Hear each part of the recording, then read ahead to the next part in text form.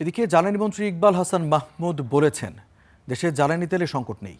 চলতি মাসেই diesel, petrol ও অকটেনের বড় কয়েকটি চালান দেশে পৌঁছাবে বলে সংসদকে জানিয়েছেন মন্ত্রী। এছাড়া গুমকে মানবতা বিরোধী অপরাধ হিসেবে অন্তর্ভুক্ত করে পাশ হয়েছে ট্রাইব্যুনাল সংশোধন বিল। ১৩৩টি অধ্যাদেশকে আইনে রূপ দিতে মঙ্গলবার থেকে সংসদ অধিবেশন চলছে ২ সেশনে। সকাল 10:30টায় স্পিকার হাফিজউদ্দিন আহমদের সভাপতিত্বে শুরু হয় এর প্রথম পর্ব। শুরুতেই ছিল জনগুরুত্বপূর্ণ বিষয়ে দৃষ্টি আকর্ষণ পর্ব। মাননীয় বিদ্যুৎ, জ্বালানি ও খনিজ সম্পদ মন্ত্রীর মনোযোগ আকর্ষণ করতে চাই। এ সময় জ্বালানি তেলের সংকট নিয়ে ওঠা প্রশ্নের জবাব দেন জ্বালানি মন্ত্রী। সরকার সম্ভাব্য সকল উৎস অন্বেষণ করে দেশে সব ধরনের তেলের স্বাভাবিক সরবরাহ অব্যাহত রেখেছে। শুধু তাই নয়, বর্তমানে আমাদের জ্বালানি তেলের পর্যাপ্ত মজুদ রয়েছে। তুলে ধরেন জ্বালানি তেলের মজুদ ও প্রাপ্তির পরিসংখ্যান।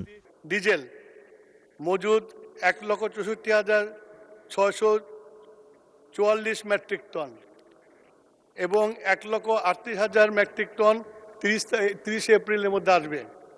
অকটেন ১০,৫০০ টন, ৭১,৪৪৩ টন এপ্রিলের মধ্যে জাহাজ আসবে। পেট্রোল ১৬,০০০ টন, ৩৬,০০০ টন আপনার এপ্রিলের মধ্যে আসবে। আলোচনা পর্বে সরকার বিরোধী পোস্ট দেয়ায় জামায়াতের কর্মী সাউদা সুমির মুক্তি দাবি জানায় বিরোধী দল।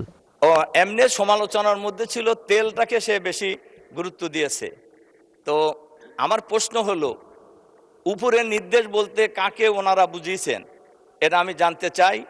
আর এর সাথে সাথে আমি মাননীয় স্পিকারের মাধ্যমে সরকারের কাছে আহ্বান জানাতে চাই, আজকের অফিস টাইমের মধ্যেই ওই নারীকে মুক্তি দিতে হবে। পরে বিষয়টি বিবেচনার আশ্বাস দেন স্পিকার হাফিজউদ্দিন আহমদ। এইভাবে আলটিমেটাম সংসদে বসে বাইরের রাজপথে যেটা দেওয়া যায় সংসদে এটা দেওয়া তো সম্ভব নয়, এবং বিধি অনুসারে আপনি প্রয়োজন হলে প্রস্তাব আকারে নিয়ে আসবেন। এইভাবে তাৎক্ষণিক সমাধান এইভাবে দাঁড়িয়ে যে কোনো বিষয়ে। আর ফেসবুক তো বাংলাদেশের ফেসবুক সম্পর্কে এটা এত বিশাল একটি বিষয়, প্রতিদিনই সরকারকে যাকে খুশি তারা মন্তব্য দিয়ে যাচ্ছে। সব কিছু আমলে নিলে এই সংসদ আর অন্য কোনো কাজ করতে পারবে না। তবুও মাননীয় বিরোধী দলের নেতা আমাকে বিষয়টি জানিয়েছেন, আমরা বিষয়টি খেয়াল করছি। এ ব্যাপারে আমরা প্রয়োজনীয় ব্যবস্থা গ্রহণ করার উদ্যোগ গ্রহণ করব। বিরতির আগে গুমকে মানবতা বিরোধী অপরাধ হিসেবে অন্তর্ভুক্ত করে আন্তর্জাতিক অপরাধ ট্রাইব্যুনাল সংশোধন সহ সর্বসম্মতিক্রমে পাশ হয় বেশ কয়েকটি বিল। International crimes tribunals amendment bill 2026 পাশ করা হোক। যারা এই প্রস্তাবের পক্ষে আছেন তারা হ্যাঁ বলুন, যারা এই প্রস্তাবের বিপক্ষে আছেন তারা না বলুন। আমার মনে হয় সর্বসম্মতিক্রমে হ্যাঁ জয়যুক্ত হয়েছে, হ্যাঁ জয়যুক্ত হয়েছে, হ্যাঁ জয়যুক্ত হয়েছে। অতএব সংসদে উত্থাপিত আকারে international crimes tribunal amendment bill 2026 সর্বসম্মতিক্রমে পাশ হলো। Zakaria Ahmed, star news, Dhaka.